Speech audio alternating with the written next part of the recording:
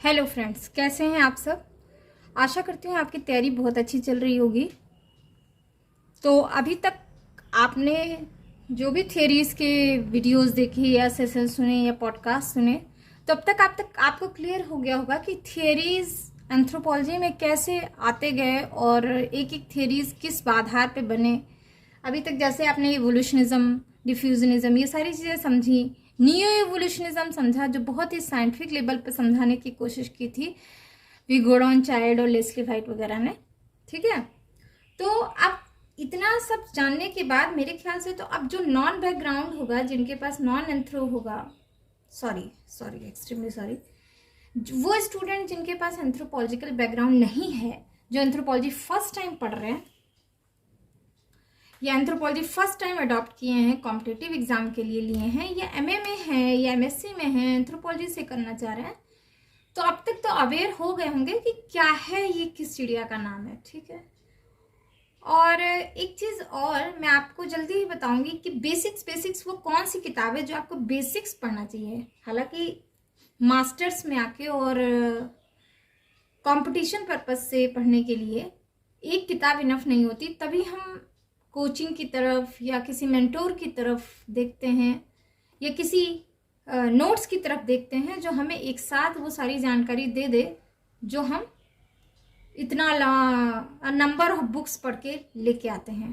तो वहाँ हम लोग की रिक्वायरमेंट आती है, क्योंकि आपके पास एक सर्टेन टाइम होता है, एक फिक्स टाइम होता है। उस टाइम में आपको जीएस भी करना है, ऑप्शनल भी करना और भी बहुत सारी चीज़ें करनी है। तो बहुत ज़्यादा डिटेल में ना जाते हुए आज के टॉपिक की बात करते हैं, फंक्शनलिज्म। हाँ, इसके अलावा जो भी यहाँ वीडियोस में जो भी मैं दिखाती हूँ, जो समझाती हूँ, जो आपको वर्बली बताती हूँ, वो सारा कुछ आप कोशिश करिए 1 से 2 बार सुनिए और अपने वर्ड्स में लिखिए। ठीक है, स्क्रीनशॉट ले सकते हैं हमारे नोट्स की, ये मैं खुद लिख के लेके आती हूँ, लेकिन हमेशा मानिए कि बेटर की गुंजाइश रहती है। हो सकता है आप मुझसे ज़्यादा अच्छा नोट्स बना के दिखा सकते हैं। ठीक है, हो सकता है आप मुझसे ज़्यादा अच्छे से उसे समझा सकते हैं समझने के बाद। ठीक है, तो कोशिश करिए आप अपने वर्ड्स में नोट्स बनाइए। इससे आसानी ये होती है कि जब एग्जामिनेशन के नाइट में आप उसे पढ़ते हैं ना, तो आपको खुद समझ में आता है। ठीक है, दूसरी बात ये है कि आपको फिर भी कोई क्वेरीज हैं, कोई भी लेक्चर के टाइम आपको कोई भी चीज़ समझ में नहीं आ रही है, तो आप नीचे मैसेज बॉक्स में मैसेज करिए। मैं पूरी कोशिश करूँगी नेक्स्ट वीडियो में उसे रेक्टिफाई करने की। ठीक है, तो आज का देख लेते हैं। आज मैं फंक्शनलिज्म थ्योरीज की बात करूंगी। फंक्शनलिज्म, फंक्शन से समझ में आ रहा होगा, वर्ड से। फंक्शन क्या है? कार्य। ठीक है, हर चीज़ का एक कार्य होता है।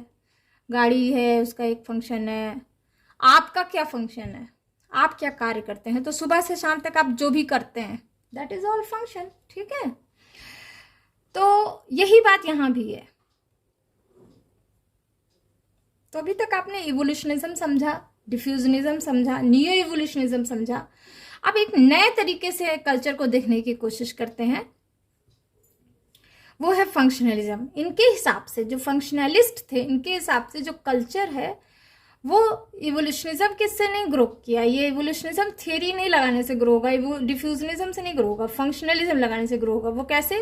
क्योंकि कल्चर का सब पार्ट कुछ ना कुछ फंक्शन कर रहा है और वो फंक्शन अल्टीमेटली किसी बेसिक नीड को फुलफिल कर रहा है। ठीक है, तो देख लेते हैं इसे। फर्स्ट पॉइंट क्या है? फंक्शनलिज्म अप्लाइज टू थियरीज और model which explain social and cultural institutions, relations and behaviour in term of functions which they perform in socio cultural system. ध्यान से सुनिएगा, ध्यान से समझिएगा और बहुत ही केयरफुली इसको समझने की कोशिश करिएगा। ठीक है, कोशिश करिए जब भी आप मेरी वीडियो सुनते हैं या देखते हैं ना, तो ईयर प्लग यूज करिए। ठीक है, फंक्शनलिज्म एक थियरी है, एक मॉडल है जो ये एक्सप्लेन कर रहा है कि कोई भी कल्चरल या सोशल इंस्टीट्यूशंस या रिलेशंस या बिहेवियर, इन सबका एक फंक्शन है। वो फंक्शन कहाँ परफॉर्म होते हैं? सोशियो कल्चरल सिस्टम में। समझ आ रही बात? अब ये चलो, रिलेशन समझ में आ रहा होगा आपको, बिहेवियर समझ में आ रहा होगा। इंस्टीट्यूशन क्या है? इंस्टीट्यूशन वो है जैसे marriage, family, kinship, economic system, political system, तो all these are institutions of the social system या सोसाइटी। समझ रहे हैं? तो हर इंस्टीट्यूशन के, आप समझ रहे होंगे कि हर इंस्टीट्यूशन का एक कोड ऑफ कंडक्ट होता है, कोड ऑफ नॉर्म्स होते हैं, कुछ परफॉर्मेंस होते हैं, जो सारा कुछ इंस्टीट्यूशन वो कोड ऑफ कंडक्ट को फॉलो करते हुए, परफॉर्म करते हुए उस इंस्टीट्यूशन को रन करते हैं। अब जैसे मान लीजिए मैरिज एक इंस्टीट्यूशन है, तो मैरिज को उस इंस्टीट्यूशन को परफॉर्म रन करने के लिए चाहिए कौन कौन? हस्बैंड वाइफ, ठीक है। तो उस इंस्टीट्यूशन को रन होता है एक पर्टिकुलर नॉर्म्स से। भाई हर इंसान का जो भी मैरिज में है उसको एक फंक्शन परफॉर्म करना है, ठीक है, वो परफॉर्मर हो गया, उसको एक पर्टिकुलर वे में वो फंक्शन परफॉर्म करना है, वो हो गया नॉर्म्स, कोड ऑफ कंडक्ट, ठीक है। इस तरह से वो एक पर्टिकुलर अल्टीमेटली वो किस चीज को सेटिस्फाई कर रहा है? एक बेसिक नीड को, ठीक है। Sex is the basic need to progress of species, आप अपने स्पीसीज को प्रोग्रेस करना। एक अराजकता को मैंने बताया मैरिज वाले सेक्शन में, आपको मैरिज के फंक्शन भी बताए हैं। तो all this functions are meant to be the fulfilment of the basic need, ठीक है। तो वही बात यहाँ कही जा रही है। फंक्शनलिज्म अप्लाइज टू थियरीज और model which explain social and cultural institutions, relations and behaviour in term of functions. समझ में आ रही बात? अब थोड़ा सा हिस्ट्री जान लेते हैं। Functionalist theory traced back at least to Spencer, who was one of the first social theorist to employ the organic analogy in his interpretation of socio cultural evolution. जो फंक्शनलिस्ट थियरी है वो हम trace कर सकते हैं कब से? Spencer के टाइम से, ठीक है। स्पेंसर पहले सोशल थियरिस्ट थे जिन्होंने ये ऑर्गेनिक एनालॉजी को समझाने के लिए, ये सोशियो कल्चरल इवोल्यूशन को समझाने के लिए सबसे पहले वर्ड यूज किया फंक्शन का, ठीक है। अब यहाँ ऑर्गेनिक एनालॉजी क्या है? ऑर्गेनिक एनालॉजी मतलब ये कि किसी भी जीव को, जैसे आपने वहां पे देखा था ना इवोल्यूशनिज्म में कि हमने फूड लेवल को भी डिवाइड किया था और उसके सब्सिस्टेंस लेवल को डिवाइड किया था ह्यूमन इवोल्यूशन को समझने के लिए, सोशल इवोल्यूशन को, ठीक है। यही बात है। तो फूड को हम डिवाइड कर देते हैं सोशियो कल्चरल इवोल्यूशन को समझने के लिए। ये सबसे पहले इसको एज अ फंक्शन के वे में देखने की कोशिश की थी किसने? स्पेंसर ने। In France, Durkheim also laid the foundation of functionalist theory in the social sciences, which were later influenced the British structural functionalist. Durkheim ने सबसे फिर आए थे दुर्खीम, जिन्होंने जो फ्रांस के थे, इन्होंने भी फंक्शनलिस्ट थियरीज को रखा किसमें? सोशल साइंटिस्ट थे ये, जो बाद में जो स्ट्रक्चरल फंक्शनलिस्ट का आपके सिलेबस में होगा, जो ब्रिटिश स्ट्रक्चरल फंक्शनलिस्ट हैं, उनको ये बहुत हद तक इन्फ्लुएंस किया ये कॉन्सेप्ट किसका? दुर्खीम का फंक्शनलिज्म, ठीक है। तो ये छोटा सा हो गया इंट्रोडक्शन, इतिहास आप कह सकते हैं। तो किसी भी नए कॉन्सेप्ट को समझाने के लिए, नई चीज को लिखने के लिए सबसे पहले आप थोड़ा सा हिस्ट्री में जानने की जरूरत होती है। ये आप अपने आंसर राइटिंग में भी कीजिएगा, चाहे जनरल स्टडीज में आंसर करिए, चाहे आप ऑप्शनल में करिए। जब भी आप डिस्क्रिप्टिव क्वेश्चन लिखते हैं तो किस क्वेश्चन चाहे जैसा भी पूछा हो, आप थोड़ा सा उसका इतिहास जरूर बताइए, ठीक है। तो नेक्स्ट पॉइंट देख लेते हैं। Clear cut use of functional approach in the analysis of culture in anthropology appeared in writing of Malinowski. हर कोई जानता है मेलिनोव्स्की को, ठीक है। जो नहीं जानते हैं अब तो जान ही जाएंगे, क्योंकि Malinowski is a big name in anthropology, at least he influenced me a lot. तो मेलिनोव्स्की को आप समझिए और इन्हें एक बार बार पढ़िए और समझिए, क्योंकि Malinowski was one of the big क्या कह सकते हैं आप, पर्सन इन एंथ्रोपोलॉजी, ठीक है। तो जो भी एंथ्रोपोलॉजी पढ़ेगा बिना इनसे इन्फ्लुएंस हुए बिना नहीं रह सकता, ठीक है। तो जो सबसे पहला क्लियर कट अच्छे से जिस फंक्शनलिज्म अप्रोच को अपनाया अपने कल्चर एनालिसिस के लिए, कल्चर ग्रोथ एनालिसिस या कल्चरल इवोल्यूशन को समझने के लिए, कल्चर को समझने के लिए, वो थे ब्रॉनिस्लॉ, कैस्पर, मेलिनोव्स्की। और पहले कैसे, या कभी भी हम कोई चीज समझाते हैं, हम किसी के बारे में कोई बात कहते हैं तो कैसे कहते हैं? हवा में तो कहते नहीं है। अब आ गया है ना फेसबुक, ट्विटर। पहले क्या था? पहले हम लिखते थे। जब हम कोई चीज लिख देते थे तो वही चीज पहले हम पेपर पेन पे लिखते थे, वो सर्कुलेट हो जाती थी, ठीक है। जैसे डार्विन की थियरी कैसे समझ में आई? क्योंकि ओरिजिन ऑफ स्पीसीज जब पब्लिश हुई तो जाने लोग, समझ आ गई बात? वो भी उनके मरने के 30 साल बाद समझ में आया। खैर, तो यहाँ पे मैलिनोव्स्की का जो सबसे पहले फंक्शनलिस्ट अप्रोच था, मैलिनोव्स्की का ने जो सबसे पहले फंक्शनलिज्म को समझाने की कोशिश की थी, और वो कोशिश की थी, उन्होंने डिटेल में बात की थी, वो था उनकी किताब, और उस किताब का नाम था ए साइंटिफिक थियोरी ऑफ कल्चर। और उसके बाद उसको डिटेल में उन्होंने बताया डायनेमिक्स ऑफ कल्चर चेंज में। तो साइंटिफिक थियोरी ऑफ कल्चर बहुत इंपॉर्टेंट किताब का नाम है, और ये भी, ये दोनों बिल्कुल याद रखिएगा, ठीक है। नेक्स्ट पॉइंट है, he criticise the early evolutionary approach and diffusionary approach which had emphasise upon the study of form of culture और कल्चरल इंस्टीट्यूशन।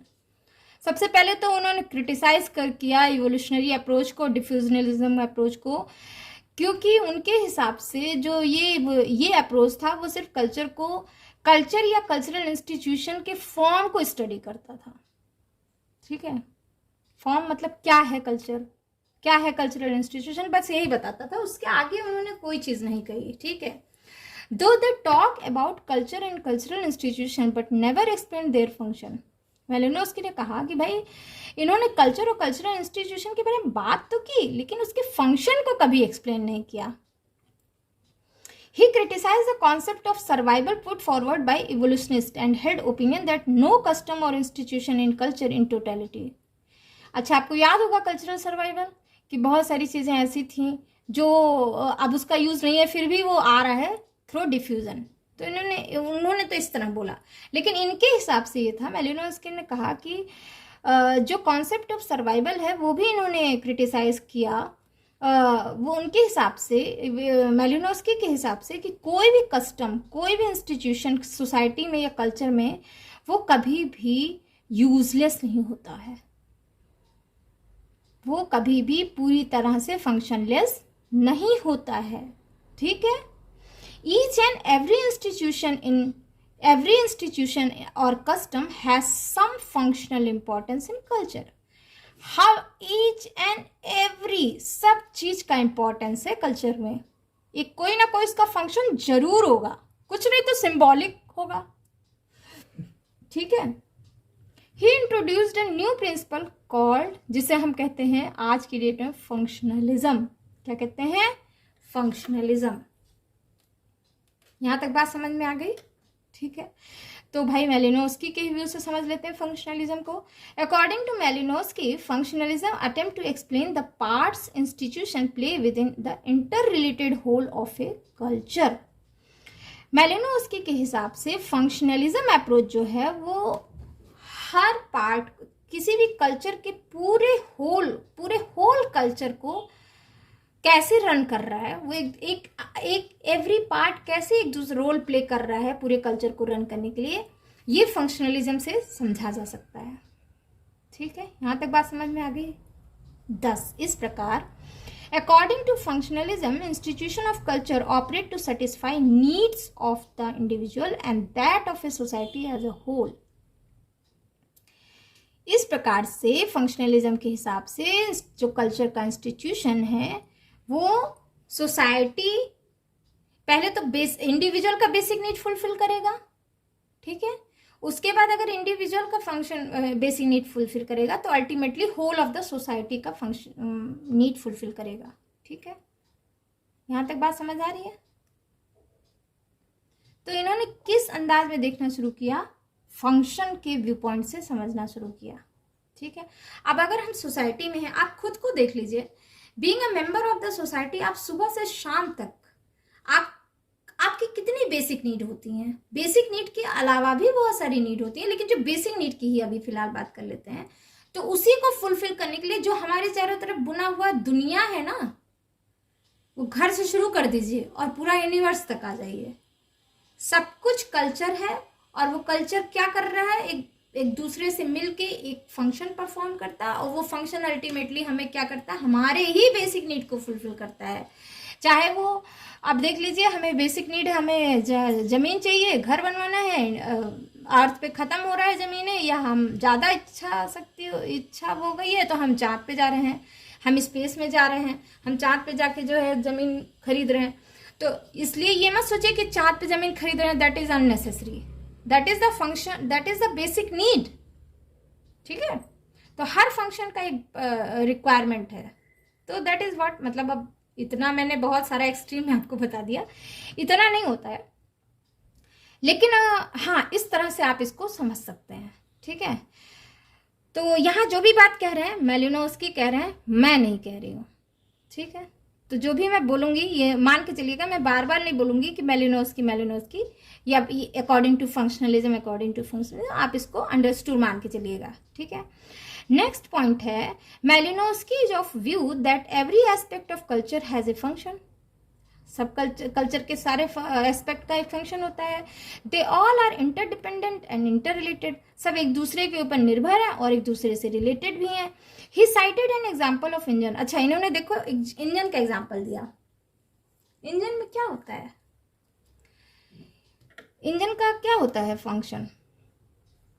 उन्होंने कहा कि दैट जैसे different part of an engine are inter related and interdependent, सभी engine का हर part एक दूसरे से इंटर रिलेटेड होता है ना, और एक इंटरडिपेंडेंट भी होता है, तभी तो इंजन परफॉर्म करेगा।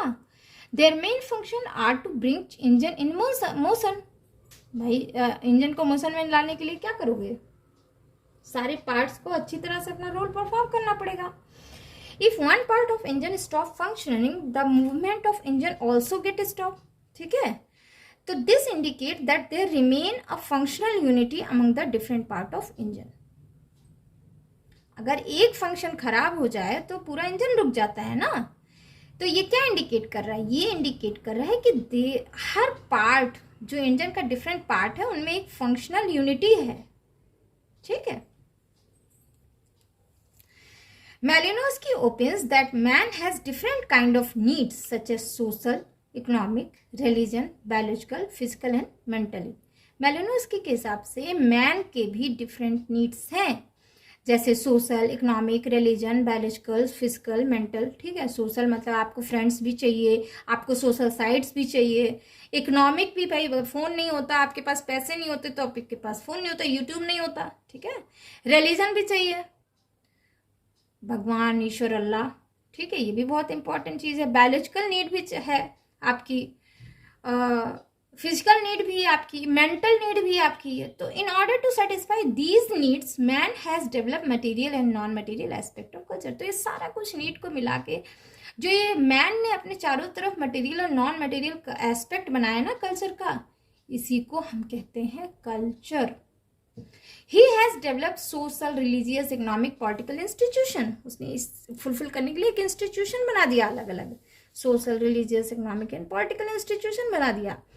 और इस इंस्टीट्यूशन को रन करने के लिए उसने क्या किया, the purpose of inventing language, literature, art, technology, ये सब क्या हुआ, इसी ह्यूमन नीड को फुलफिल करने के लिए उसने लैंग्वेज इन्वेंट किया, लिटरेचर, आर्ट, ये सारा कुछ हुआ ना। पर्पस क्या था, बेसिक नीड को फुलफिल करना, ह्यूमन नीड को फुलफिल करना। ठीक है, all human need are related to one another. सभी ह्यूमन नीड क्या है, एक दूसरे से रिलेटेड है, because they are related to man as a whole. ठीक है, और इस तरह से क्या है, पूरा एक दूसरे से इंटीग्रेट करके क्या होता है, पूरे मैन की नीड को फुलफिल करता है। ठीक है, whole soul. In the same way cultural trait appear externally as different but they are integrated and united internally. इसी तरह जैसे कोई भी कल्चर ट्रेट क्या होता है, बाहर से अपीयर होता है। ठीक है, लगता है कि वो अपीयर हुआ है, तो जब अपीयर होता है थोड़ा डिफरेंट लगता है, लेकिन ग्रेजुअली क्या होता है, वो इंटीग्रेट कर जाता है और इंटरनली यूनाइटेड हो जाता है एक दूसरे से। जैसे आपको समझने के लिए मैं बताती हूँ, हमारा स्मार्टफोन आज से 10 साल पहले कुछ डिफरेंट सा लोगों के लिए था, अरे हटाओ ये क्या है, मतलब लोग विरोध करते थे उसका। तो ये डिफरेंट ट्रेट था एक कल्चर का कि ये स्मार्टफोन है। ग्रेजुअली क्या हुआ, ये इंटीग्रेट कर गया। हाँ, आज तो बिल्कुल इसके बिना आप कल्पना भी नहीं कर सकते। ठीक है, और धीरे धीरे एक दूसरे को क्या कर गया, यूनाइटेड हो गया ये हमसे। आज हम जैसे कपड़े पहनना नहीं बोलते, ऐसे फोन ले जाना नहीं बोल सकते, फोन रखना नहीं बोलते। ठीक है, तो one of the basic need बनता चल रहा है, आप मान सकते हैं, हालांकि आप लिखिएगा मत, लेकिन ये भी देखिए कैसे कैसे कल्चर ट्रेट बना ना। तो ये स्मार्टफोन भी तो हमारे एक मटेरियल कल्चर ट्रेट है। तो बस ऐसे ही समझिए। ठीक है, the basis of this integration and unity is the satisfaction of human need. तो इसका बेसिस क्या था इस इंटीग्रेशन और यूनिटी का? हमारे ह्यूमन नीड का सेटिस्फेक्शन, सिंपल। हमारी ज़रूरत थी उसको ये फुलफिल करता गया और इस तरह से हमारे कल्चर में इंटीग्रेट कर गया। Malinowski treat culture in the form of self dependent and totality. Malinowski ने कल्चर को टोटलिटी में समझा, टोटलिटी में लिया कि ये पूरी तरह से एक यूनिट है, एक सेल्फ डिपेंडेंट यूनिट है। He is view that change in one aspect of culture will bring change in culture as a whole. इनके हिसाब से अगर किसी एक चीज में चेंज कर देंगे तो पूरा पूरा कल्चर ही चेंज हो जाएगा। समझ आ रही है? तो ये समझ आ गया यहाँ तक कि कल्चर फंक्शनलिज्म और ये थियरी कैसे मेथड काम कर रहा है। अच्छा, नेक्स्ट देख लेते हैं। मेलिनोव्स्की का chief argument behind the functionalism is that every aspect of culture has a function. और ये जो फंक्शन होगा क्या करेगा? Satisfaction of human need. इनका चीफ आर्गुमेंट ये था कि फंक्शनलिज्म के पीछे कि कल्चर का हर एस्पेक्ट एक फंक्शन परफॉर्म करता है और ये फंक्शन विस क्या करता है? उस ह्यूमन नीड को फुलफिल करता है। अब आगे ये बात क्या कहते हैं? आगे इन्होंने कही है ही डिस्टिंग्यूज 3 लेवल ऑफ नीड। उन्होंने आवश्यकता के स्तर को 3 भागों में बांटा। पहला था प्राइमरी, दूसरा था इंस्ट्रूमेंटल, तीसरा था integrative. By primary needs he mean, मेरे हिसाब से नहीं है तो ये सारा कुछ मेलिनोव्स्की ने बताया है। प्राइमरी नीड्स के हिसाब से ही mean biological needs such as sex and feeding. ठीक है, उस समय ऑक्सीजन नहीं पता रहा होगा इनको, ऑक्सीजन बेसिक नीड है। ठीक है, तो मेलिनोव्स्की के हिसाब से जो बायोलॉजिकल नीड है हमारी वो सेक्स और फीडिंग है। By instrumental need he means those institutions such as economic, legal and educational which help to achieve primary। वो institutions आएंगे जो हमारे इस प्राइमरी नीड को फुलफिल करते हैं, जैसे इकोनॉमिक, लीगल, एजुकेशनल। ठीक है। थर्ड है integrative need. Integrative need Malinowski के हिसाब से वो नीड होते हैं that help the society to coheres such as religion, magic and play. Integrative need के हिसाब से, मेलिनोव्स्की के हिसाब से, वो नीड है जो सोसाइटी को एक दूसरे से जोड़े रखता है, जैसे रिलीजन, मैजिक एंड प्ले। तो ये सारे पॉइंट्स इंपॉर्टेंट है, आप एज इट इज ही लिखिएगा। प्राइमरी नीड्स क्या है, इंस्ट्रूमेंटल नीड्स क्या है और इंटीग्रेटिव नीड क्या है। ठीक है, तो आपको बुक पढ़ने की जरूरत नहीं है, कहीं भटकने की जरूरत नहीं है, आप इतनी बात लिख देंगे that is all about functionalism. तो अगर डिस्क्रिप्टिव में भी आता है तो आप इतनी सारी चीजें जरूर लिखेंगे। ठीक है, अब अगर पूछ लेता है in the light of functionalism theory, in the light of functionalism theory, in the light of theory of functionalism give the contribution of the Kasper law Malinowski, Bronislaw B K Malinowski का contribution भी बताइए। तो आप ये बात भी जरूर लिखेंगे। तो थोड़ा थोड़ा देख लेते हैं यहाँ भी। तो मैंने इंपॉर्टेंट पब्लिकेशन लिख दिया है, देयर आर अदर्स ऑल्सो, और भी हैं, लेकिन इतनी बातें तो आपको बिल्कुल बिल्कुल बिल्कुल से याद होनी चाहिए। ठीक है, मैं फिर रिवाइज कर रही हूँ कि आपको इतने पब्लिकेशन जरूर याद होने चाहिए। ये आपके हर कॉम्पिटिटिव एग्जाम में बहुत इंपॉर्टेंट है, और अगर आप डिस्क्रिप्टिव आंसर में सोच रहे हैं तो वो तो इंपॉर्टेंट है ही। ठीक है, तो ब्राउनिस्ला कैस्पर मेलिनोव्स्की कब से कब तक थे? 1884 से 1942 तक थे। इनका इंपॉर्टेंट पब्लिकेशन था the family among the Australian. अच्छा, ये भी देखिए मैंने ना क्रॉनिकली इसको लिखा है, तो क्रोनोलॉजी में 1913 में, फिर 1920, 22 में, 26 में, 27, मतलब ये बहुत अच्छा लिखे, रिसेंटली लिखे। 1945 में ये बुक आई थी। पहली बुक जो इनकी आई थी the family among the Australian aborigine sociological studies 1913 में, फिर Kula the circulating exchange variables of archipelagos in eastern Guinea 1920s, Argonauts of western Pacifica 1922 में, बहुत इंपॉर्टेंट बुक है। आप इसको पढ़ लेंगे तो मेलिनोव्स्की के फैन हो जाएंगे। ठीक है, crime and custom in savage society 1926, sex and repression in savage society 1927, scientific theory of culture 1944, dynamics of culture change and inquiry into race relation in Africa 1945। मैं बार बार अक्सर अपने लेक्चर्स में ये बात आप लोगों को जरूर इंसिस्ट करती हूँ कि प्लीज एक्सेस ए लाइब्रेरी और जाइए वहाँ। मैं ये नहीं कह रही हूँ लाइब्रेरी में जाइए 10-10 घंटा बैठिए, लेकिन मैं ये ज़रूर कहती हूँ कि आप लाइब्रेरी एक्सेस इसलिए भी करिए कि आप जाएं वहाँ पे, जो एंथ्रोपोलॉजी का सेक्शन है वहाँ पे जाके ये किताब एक बार ज़रूर देखिए। मैं पढ़ने के लिए नहीं कर रही हूँ, लेकिन जब आप उसको उठाएंगे ना, अपने हाथों में रखेंगे, उसके पेजेस पलटेंगे, एक बार देखेंगे, अच्छा आर्गोनॉट्स ऑफ वेस्टर्न पैसिफिक देख लेते हैं यार, मेलिनोस्की, तो आपको एकदम ये दिमाग में फिट हो जाएगा। फिर अगर बुक का नाम पूछेगा या ऑथर का नाम पूछेगा या ईयर ऑफ पब्लिकेशन, तो आपको बड़ा मजा आएगा लिखने में और आपको एकदम से याद हो जाएगा। तो सिर्फ बुक कमरे में बैठ के और नोट्स को बार बार रटने से ही पढ़ाई नहीं होती, कई बार ऐसे कुछ कुछ घूम लेने से भी पढ़ाई हो जाती है। ठीक है, तो जब भी खाली समय हो प्लीज एक्सेस लाइब्रेरी, जो भी आपके नियर में हो वहां जाइए और उस बुक्स को जरूर हाथ में उठाइए और देखिए। ठीक है, कंट्रीब्यूशन में समझ लेते हैं। देखिए ये पॉइंट्स है, आप डिटेल में लिखेंगे इसको, और अगर आपका वर्ड लिमिट है तो इतना लिख के आप इसको छोड़ देंगे, लेकिन मैं नेक्स्ट सेशन में जब भी मैं फिर से इसके डिटेल लेके आऊंगी नेक्स्ट वीडियो में। फिलहाल के लिए जान लेते हैं, अगर आपको शॉर्ट में लिखना है तो आप इतना लिख सकते हैं। कंट्रीब्यूशन है, मेलिनोस्की का क्रिटिसिज्म दिया था इन्होंने, सबसे पहले तो क्रिटिसाइज किया था इवोल्यूशनिज्म डिफ्यूजनिस्ट को। नेक्स्ट पॉइंट है कंट्रीब्यूशन इन फील्ड वर्क, बहुत इंपॉर्टेंट है। सबसे पहले मेलिनोस्की ने ही पार्टिसिपेशन, ऑब्जर्वेशन और फील्ड वर्क का बहुत डिटेल फील्ड वर्क किया इन्होंने, और एथनोग्राफी लिखी। कॉन्सेप्ट ऑफ कल्चर, कल्चर को समझाया फिर से एक बार। थियोरी ऑफ फंक्शनलिज्म अभी बताया मैंने आपको। मेलिनोस्कीज थियोरी ऑफ नीड, ये भी बताऊंगी मैं, इसको डिटेल में भी बताऊंगी। मैजिक, रिलीजन एंड साइंस के बारे में भी इन्होंने बात कही थी। इकोनॉमिक एंथ्रोपोलॉजी, ये जो बुक है ना कूला द सर्कुलेटिंग एक्सचेंज, ये इकोनॉमिक एंथ्रोपोलॉजी से ही रिलेटेड है, तो यहाँ पे इन्होंने बात कही थी। स्टडी ऑफ सोशल चेंज, ये भी बहुत है। Sex and repression in civil society, इसमें सारी बातें इन्होंने बताई हैं। तो ये तो हो गया ब्राउनिस-लॉ एज पर मेलिनोस्की। तो I will tell all the details in my next session. ठीक है, तो that is all about functionalism. तो अब अगर आपसे पूछा जाएगा तो आप प्लीज गलती मत करिएगा, अच्छे से लिखिएगा उसको, कई बार अपने वर्ड्स में लिखिए, और इससे ज्यादा पढ़ने की जरूरत नहीं, इससे ज्यादा बुक्स भी देखने की जरूरत नहीं है। ठीक है, इससे बाहर का नहीं आएगा, इतना ही आएगा, इतना ही आपको लिखना है। ठीक है, और इतना ही जानना है। तो कई बार आप लोग जानते तो हो कि क्या क्या पढ़ना है, लेकिन ये नहीं पता होता क्या नहीं पढ़ना है। ठीक है, नंबर ऑफ चीजें मार्केट में बिखरी पड़ी हैं, तो प्लीज भटकिए मत। जो भी मैं यहाँ कह रही हूँ उसको ध्यान से सुनिए और फॉलो करते जाइए। आपको फ्यूचर आईएएस होने से कोई नहीं रोक सकता, या अगर नेट की तैयारी कर रहे हैं तो आपको फ्यूचर रिसर्चर होने से कोई नहीं रोक सकता, ये मैं गारंटी लेती हूँ। ठीक है, all the best, thanks for listening. Like कर दीजिएगा, शेयर कर दीजिएगा। Bye bye.